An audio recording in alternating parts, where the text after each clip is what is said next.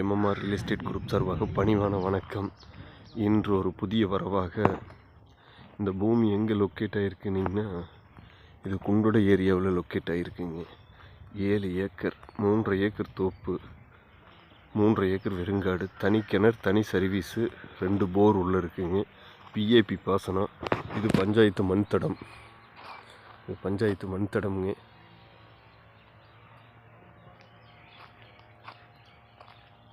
வாஸ்துப்படி இருக்குங்க.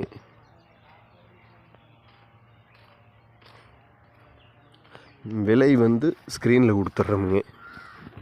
காட்டுக்காரர்கிட்ட இருக்குது பூமி.